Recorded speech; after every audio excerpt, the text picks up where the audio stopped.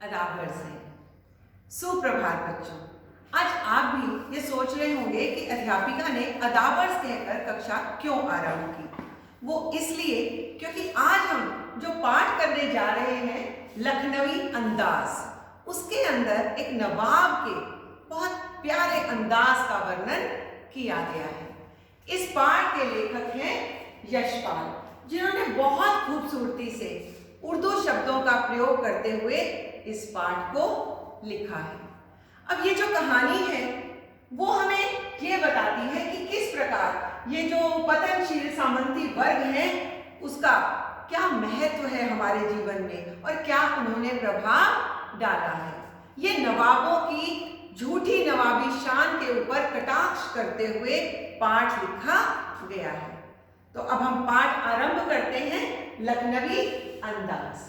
ये पाठ आरंभ होता है जब हमारे कहानी के लेखक एक नई कहानी लिखने की सोच में होते हैं। अब वो ये सोचते हैं कि क्यों ना ट्रेन का टिकट लिया जाए और एक छोटी सी यात्रा कर ली जाए, प्राकृतिक नज़ारों का आनंद लेते हुए।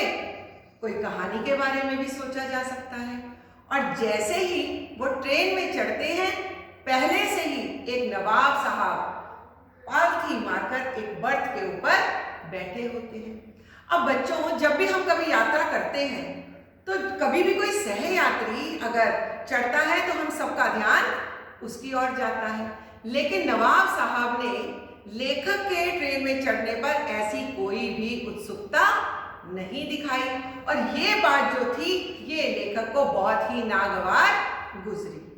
वो भी उनके सामने बैठ गया, लेकिन उसने भी अपनी आंखें चुरा ली और वो नवाब साहब की ओर बिल्कुल भी ध्यान नहीं दे रहा था। अब उसने कनखियों से देखा, कनखियों का अर्थ होता है तिरछी नजरों से, कि जो नवाब साहब हैं उनकी सीट के पास एक तौलिया, एक पानी का लोटा और एक चाकू पड़ा हुआ है। अब उसने सोचा कि हो सकता है नवाब साहब ना चाहते हो कि उनकी ये सारी चीजें कोई भी सहयात्री देखे और मेरे ट्रेन में आ जाने पर वो अपने आप पर शर्मिंदा महसूस हो रहे हैं। अब जो नवाब साहब थे अभी भी उन्होंने लेखक की ओर कोई भी उत्सुकता नहीं दिखाई और कुछ ही क्षणों के बाद उन्होंने क्या किया, खीरा उठाया, उसको धोया और सबसे पहले तो उसको ऊपर से काटकर और उसके ऊपर नमक लगाकर उसको रगड़ने लगे। अब हम भी जानते हैं क्यों रगड़ा जाता है, ताकि उस खीरे की जो कड़वाहट है उसको कम कर दिया जाए। अब उन्होंने बड़े ही सलीके से उसके छिलके उतारे और उसको लंबी लंबी फाकों में अपने तौलिए पर सजा दिया। अब ऐसी लंबी लंबी पनियाती हुई फाके देखकर लेखक का मन तो बहुत ललचा रहा था, लेकिन उसने फिर भी अपना जो मुंह था वो दूसरी ओर घुमा लिया। अब नवाब साहब ने ये देखिए, नवाब साहब का खीरा खाने का एक नायाब तरीका था।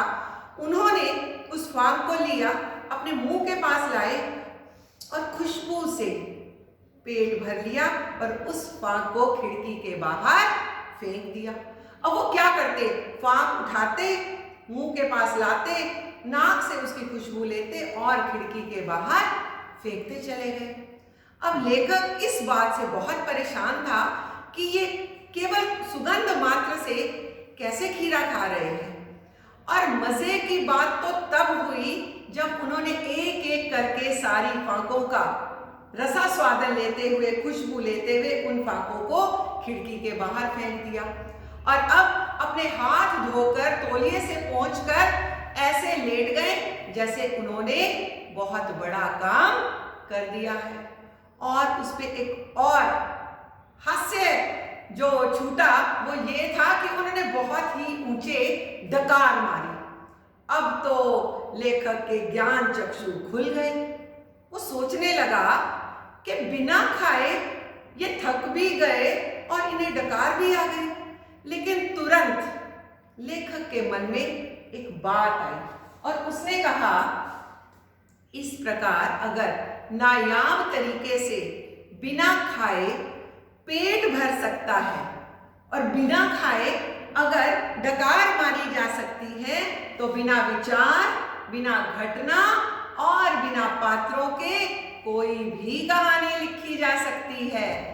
बिना घटना के कोई आवश्यकता नहीं, किसी पात्र की कोई आवश्यकता नहीं। बिना खाए पेट भर गया, डकार आ गई, तो कहानी भी मैं किसी भी घटना पर लिख सकता हूँ। उसके लिए मुझे कोई विशेष मेहनत करने की कोई भी आवश्यकता नहीं है। और ये जो पाठ है बेटा, अब ये नवाबों पर आधारित है, तो इस पाठ में अत्यधिक जो है उर्दू शब्दों का प्रयोग किया गया है। धन्यवाद।